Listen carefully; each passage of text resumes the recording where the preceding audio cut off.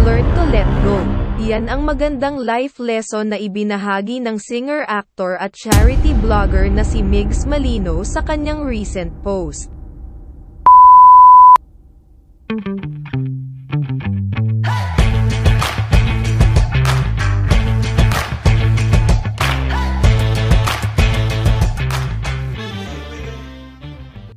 Kung bago ka pa lang sa channel na ito, mag-subscribe na at i-click ang notification bell para updated ka sa bagong chika. Sa kanyang mga social media platform, nausisa siya ng karanasan sa buhay at realization patungkol sa mga natutunan niya sa nakaraang taon.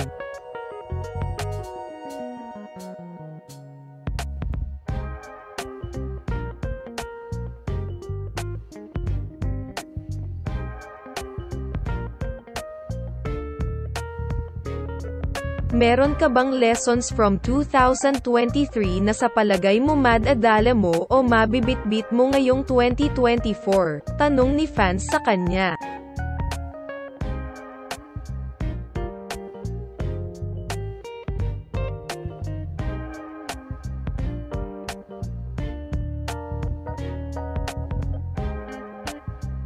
Sagot naman sa kanya ng charity blogger, "Learn to let go. Kasi may mga bagay na kahit ipilit mo na manatili sa buhay mo, it can be material thing, a person, kailangan matuto ka na if it's not meant for you. You have to let go." Paliwanag niya. Ani pa niya, siguro hindi yun yung para sa iyo na gustong ibigay ni God.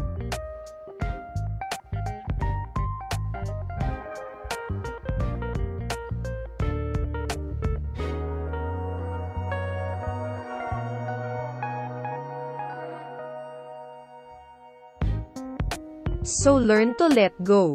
Just trust in God's plan. Kasunod niyan, ibinunyag ni Migs Malino na ngayong taon ang anniversary niya sa showbiz industry at pagiging isang charity blogger. Lamang sa mga aabangan ng kanyang fans ay bagong makanta, pati album. Sambit niya, "So sana po abangan nyo ang gagawin ko dyan. And also more singles, hopefully. And album this year din po at syempre ang pagtulong sa mga taong nangangailangan sa atin po, patuloy po tayong totulong, yan po yung first priority ang makatong po."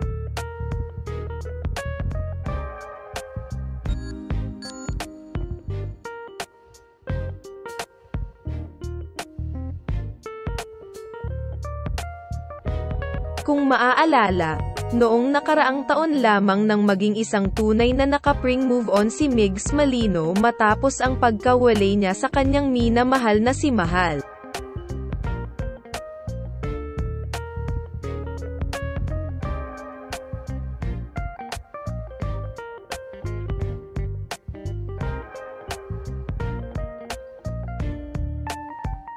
Sabi ni Migs Malino, "I think, in life, everything happens for a reason. Yun lang naman po yun. Hindi man umulit o umulit man. Everything's gonna happen for a reason."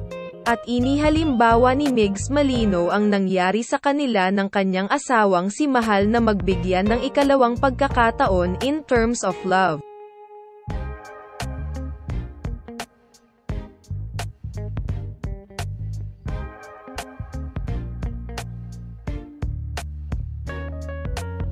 "Kami ni Mahal, di ba?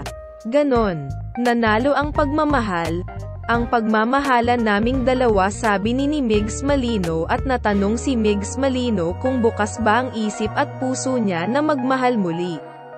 "Lahat nga po na mapangyayari sa buhay, it happens for a reason. So, we just have to move forward kung ano man po yun. Dapat naman talaga okay. We just got to work. People working. Yun naman yung gusto natin. Work on yourself and just keep on doing different things, doing different projects. Keep on busy." Pahayag ng kapuso actor, singer at charity blogger.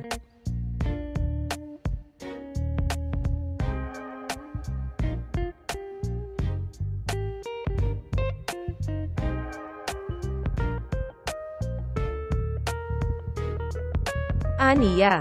Katulad nga po ng paulit-ulit ko pong sinasabi, lahat naman po ng bagay sa buhay natin nangyayari for a reason.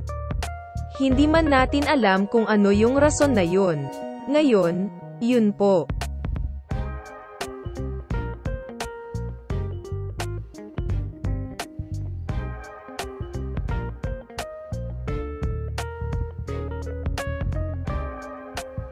All we have to do is to move forward for whatever it is. Uulit-ulitin ko yun na laking utang na loob ko yun. Sa amin ni Mahal. Malayo na po tayo pero mas malayo pa rin tayo sa ating paroroonan kaya salamat po sa inyong lahat.